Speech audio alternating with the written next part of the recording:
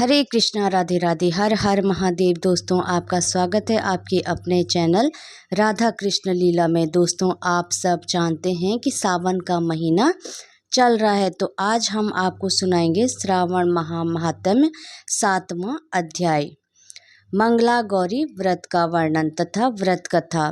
ईश्वर बोले, हे संत कुमार, अब मैं अति उत्तम भौम व्रत का वर्णन करूँगा, जिसके अनुष्ठान करने मात्र से वैधव्य नहीं होता है।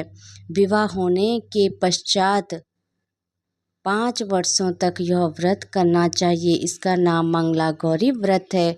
यह पापों का नाश करने वाला है। विवाह के पश्चात प्रथम श्रावण शुक्ल पक्ष में पहले मंगलवार को यह व्रत आरंभ करना चाहिए। केले के खंभों से सुशोभित एक पुष्प मंडल बनाना चाहिए और उसे अनेक प्रकार के फलों तथा रेशमी वस्त्रों से सजाना चाहिए। उस मंडप में अपने सामर्थ्य के अनुसार देवी की स्वर्णमयी अथवा अन्य धातुओं की बनी प्रतिमा स्थापित करनी चाहिए। उस प्रतिमा को 16 उपचारों से, 16 दुर्वा दलों से, 16 चावलों से तथा 16 चने की दालों से मंगला गौरी नामक देवी की पूजा करनी चाहिए और 16 बत्तियों से 16 दीपक जलाने चाहिए। दही तथा भात का नैवेद्य भक्तिपूर्वक अर्पित करना चाहिए। देवी के पास ही पत्थर का सील तथा लोड़ा स्थापित करना चाहिए। 5 वर्ष तक इस प्रकार से करने के पश्चात उद्यापन करना चाहिए। माता को वायन प्रदान करना चाहिए, जिसकी विधि आप सुनिए। अपने सामर्थ्य के अनुसार एक पल प्रमाण स्वर्ण की अथवा उसके आधे प्रमाण की अथवा उसके भी आधे प्रमाण की मंगला गौरी की प्रतिमा निर्मित करनी चाहिए।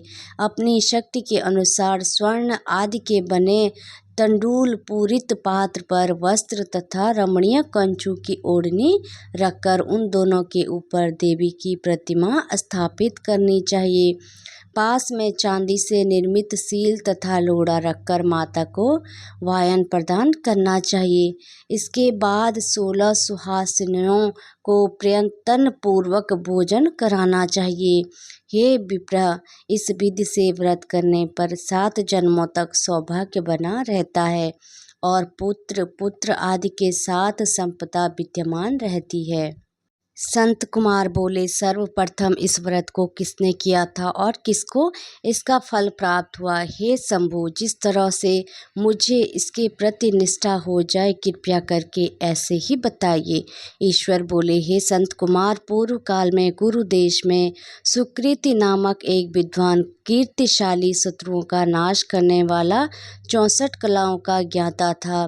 धनुर्विद्या में कुशल राजा हुआ था। पुत्र के अतिरिक्त अन्य सभी शुभ चीजें उस राजा के पास थी, अतः वह राजा संतान के विषय में अत्यंत चिंतित हुआ और जब ध्यान पूर्वक देवी की आराधना करने लगा, तब उसकी कठोर तपस्या से देवी प्रसन्न हो गई और उससे यह वचन बोली, हे सुव्रत, वर मांगो। सुकीर्ति बोला, हे देवी, यदि आप मुझ पर प्रसन्न हैं तो मुझे सुंदर पुत्र दीजिए। हे देवी, आपकी कृपा से अन्य किसी भी वस्तु का अभाव नहीं है। उसका यह वचन सुनकर पवित्र मुस्कान वाली देवी ने कहा, हे राजन, तुमने अत्यंत दुर्लभ वर मांगा है, फिर भी कृपया वंश मैं तुम्हें अवश्य दूंगी। किंतु हे राजेंद्र, सुनिए, यदि परम गुणी पुत्र चाहते हो तो यह केवल 16 वर्ष तक जीवित रहेगा, और यदि रूप तथा विद्या से विहीन पुत्र चाहते हो तो दीर्घ जीवित होगा। देवी का यह वचन सुनकर राजा चिंतित हो उठा और पुनः अपनी पत्नी से परामर्श करके उसने गुणवान तथा सभी शुभ लक्षणों से संपन्न 16 वर्ष की आयु वाला पुत्र मांगा। तब देवी ने भक्ति संपन्न राजा से कहा, हे नृपनंदन, मेरे मंदिर के द्वार पर आम का वृक्ष है, उसका एक फल लाकर मेरी आज्ञा से अपनी भार्या को उससे भक्षण करने हेतु प्रदान करो, जिससे वह शीघ्र ही गर्भ धारण करेगी, इसमें संदेह नहीं है। प्रसन्न होकर राजा ने वैसा ही किया और उसकी पत्नी ने गर्भ धारण कर लिया। 10वें महीने में उसने देवतुल्य सुंदर पुत्र को जन्म दिया। तब हर्ष तथा शौक से युक्त राजा ने बालक का जात कर्म आदि संस्कार किया और शिव का स्मरण करते हुए उसका नाम चिरायु रखा। उसके बाद पुत्र के 16 वर्ष होने पर पत्नी सहित राजा चिंता में पड़ गए और वे विचार करने लगे कि यह पुत्र बड़े कष्ट से प्राप्त हुआ है और मैं इसकी दुखद मृत्यु अपने ही सामने कैसे देख सकूंगा। ऐसा विचार करके राजा ने पुत्र को उसके मामा के साथ काशी भेज दिया।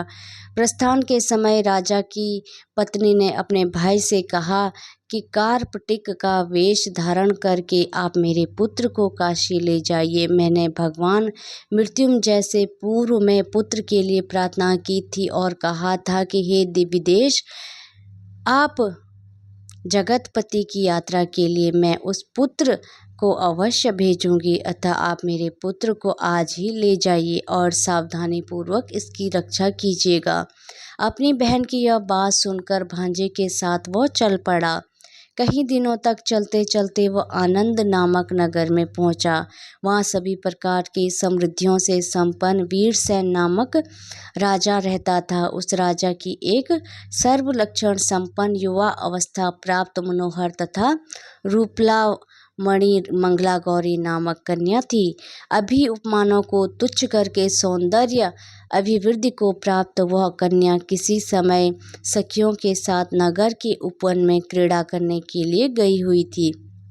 उसी समय वह चिराय तथा उसका मामा वे दोनों भी वहां पहुंच गए और अन्य कन्याओं को देखते ही लालसा से वहीं विश्राम करने लगे।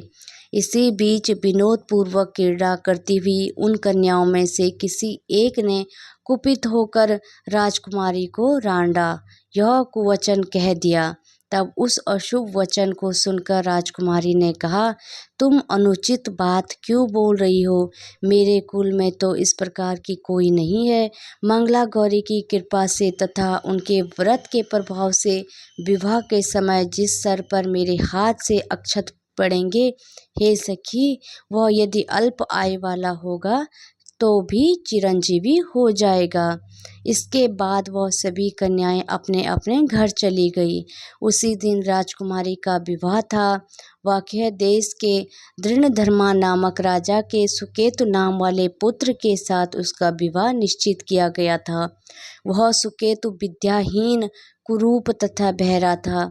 सब सुकेतु के साथ आए हुए उन लोगों ने विचार किया कि इस समय कोई दूसरा श्रेष्ठ वर ले जाना चाहिए और विवाह संपन्न हो जाने के बाद वहां सुकेतु पहुंच जाए। उन लोगों ने चिराय के मामा के पास जाकर याचना की कि आप इस बालक को हमें दे दीजिए, जिससे हमारा कार्य सिद्ध हो जाए। इस पृथ्वी पर परोपकार के समान दूसरा कोई धर्म नहीं है। उनकी बात सुनकर चिराय का मामा मन ही मन बहुत प्रसन्न हुआ, क्योंकि उसने उपवन में पहले ही कन्या मंगला गौरी की बात सुन ली थी। फिर भी उसके एक बार कहा कि आप लोग इसे किस लिए मांग रहे हैं? कार्य की सिद्ध हेतु वस्त्र, अलंकार आदि मांगे जाते हैं, वर तो कहीं भी नहीं मांगा जाता। तथापि आप लोगों का सम्मान रखने के लिए मैं इसे दे रहा हूँ। इसके बाद चिराय को वहां ले जाकर उन लोगों ने विवाह संपन्न कराया। सप्तपदी आदि के हो जाने पर रात्रि में शिव पार्वती की प्रतिमा के समक्ष उस चिरायु ने हर्ष युक्त होकर मंगला गौरी के साथ शयन किया। उसी दिन चिरायु के 16 वर्ष पूर्ण हो चुके थे और अर्धरात्रि में साक्षात काल सर्प रूप में वहां आ गया। इसी बीच संयोगवश राजकुमारी जाग गई। उसने उस महासर्प को वहां देखा और वह भय से व्याकुल होकर कांपने लगी। तभी उस कन्या ने धैर्य धारण 16 उपचारों से सर्प की पूजा की और पीने के लिए उसे दूध दिया। उसने दीनता भरी वाणी में उस सर्प की प्रार्थना तथा स्तुति की। मंगला गौरी प्रार्थना करने लगी कि मैं उत्तम व्रत को करूंगी जिससे मेरे पति जीवित रहे। ये जिस तरह से चिरकाल तक जीवित रहे, आप वैसा कीजिए। इतने में सर्प वहां स्थित एक कमंडलू में प्रवेश कर गया और उस मंगला गौरी ने अपनी कंचुकी से उस कमंडलू का मुंह बांध दिया। इसी बीच उसका पति अंगड़ाइयां लेकर जाग गया और अपनी पत्नी से बोला, हे प्रिय, मुझे भूख लगी है। तब वह अपनी माता के पास जाकर खीर, लड्डू आदि ले आई और उसके द्वारा दिए भोज्य पदार्थ को उसने प्रसन्न मन होकर खाया। भोजन के पश्चात हाथ धोते समय उसके हाथ से अंगूठी गिर पड़ी। तांबुल खाकर वह पुनः सो गया। उसके बाद मंगला गौरी कमंडलू को फेंकने के लिए जाने लगी। विधि की कैसी गति है कि उस कमंडलू में से बाहर की ओर जगमग करती हुई हार कांति को देखकर वह आश्चर्यचकित हो गई। घट में स्थित उस हार को उसने अपने कंठ में धारण कर लिया। इसके बाद कुछ रात शेष रहते ही चिरायु का मामा आकर उसे ले गया। इसके बाद वर पक्ष के लोग सुकेतु को वहां ले आए। उसे देख मंगला गौरी ने कहा कि यह मेरा पति नहीं है। तब उन सभी ने उससे कहा, हे शुभे, तुम यह क्या बोल रही हो? यहाँ तुम्हारा कोई परिचायक हो तो उसे हम लोगों को बताओ। मंगला गौरी बोली, जिसने रात्रि में 9 रत्नों से बानी अंगूठी दी है, उसकी उंगली में से डालकर परिचायक निशानी देख ले। मेरे पति ने रात्रि में मुझे जो हार दिया था, उसके रत्नों का समुदाय कैसा है, इस बात को यह बताइए। यह तो कोई अन्य ही है। इसके अतिरिक्त रात्रि में आम सींचते समय उनका पैर कुमकुम से लिप्त हो गया था। वह मेरी जांघ पर अब भी विद्यमान है। उसे आप लोग शीघ्र देख ले। साथ ही रात में परस्पर भाषण तथा भोजन आदि जो कुछ किया गया था, उसे भी यह बता दे। तब यह निश्चित ही मेरा पति है। इस प्रकार उसका वचन सुनकर सभी ठीक है कहने लगे, किंतु जब एक भी बात न मिली तब सभी ने सुकेतु को उसका पति होने से निश्चित कर दिया और वर पक्ष वाले जिस तरह से आए थे उसी तरह से चले गए। उसके बाद अपने वंश को बढ़ाने वाले महान यश से संपन्न तथा परम मनस्वी मंगला गौरी के पिता ने अन्न पान आदि का सत्र चलाया। उन्होंने वर पक्ष का वृत्तांत कान सुन लिया कि स्वरूप से कुरूप होने के कारण लोगों द्वारा किसी अन्य को वर के रूप में आदरपूर्वक लाया गया था। तब उन्होंने अपनी कन्या को पर्दे के भीतर बिठा दिया। उसके बाद 1 वर्ष बीतने पर यात्रा करके चिरायु अपने मामा के साथ यह देखने आया कि विवाह के बाद वहाँ क्या हुआ। तब उसे गवाक्ष के भीतर से देखकर वह मंगला गौरी अत्यंत प्रसन्न हुई और माता पिता से बोली कि मेरे पति आ गए हैं। राजा ने अपने सुसज्जनों को बुलाकर पूर्व में कहे गए सभी परिचायकों को निशानी को देकर मंद मुस्कान वाली अपनी कन्या चिरायु को सौंप दी। राजा ने शिष्टजनों को साथ लेकर विवाह का उत्सव कराया। इसके बाद राजा वीरसेन ने वस्त्र आभूषण आदि सेना घोड़े रथ और अन्य भी बहुत सी सामग्रियां देकर उन्हें विदा किया। उसके बाद कुल को आनंदित करने वाला वह चिरायु पत्नी तथा मामा को साथ लेकर सेना के साथ अपने नगर पहुंचा। लोगों के मुख से उसे आया हुआ सुनकर उसके माता पिता को विश्वास नहीं हुआ। उन्होंने सोचा कि प्रारब्ध अन्यथा कैसे हो सकता है। इतने में वह अपने माता पिता के पास आ गया और स्नेह से परिपूर्ण वह चिरायु भक्तिपूर्वक उनके चरणों में गिर पड़ा। तब अपने पुत्र का मस्तक सूंघकर उन्होंने दोनों ने परम आनंद प्राप्त किया। पुत्र वधू मंगला गौरी ने भी सास ससुर को प्रणाम किया। तब सास अपने गोदी में बिठाकर सारा वृत्तांत शीघ्रतापूर्वक पूछने लगी। हे महामनो, तब पुत्र वधू ने भी मंगला गौरी के उत्तम व्रत महात्म्य तथा जो कुछ घटित हुआ था वह सब वृत्तांत बताया। हे संत कुमार, मैंने आपसे इस मंगला गौरी व्रत का वर्णन कर दिया। जो कोई भी इसका श्रवण करता है अथवा जो इसे कहता है, उसके सभी मनोरथ पूर्ण हो जाते हैं, इसमें संदेह नहीं है। सूत जी बोले, हे ऋषियों, इस प्रकार शिव जी ने संत कुमार को यह मंगला गौरी व्रत बताया और उन्होंने सभी कार्यों को पूर्ण करने वाले इस व्रत को सुनकर महान आनंद प्राप्त किया। इस प्रकार श्री स्कंद पुराण के अंतर्गत ईश्वर संत कुमार स्वाद में श्रावण महात्म्य में मंगला गौरी व्रत कथन नामक 7वां अध्याय पूर्ण हुआ।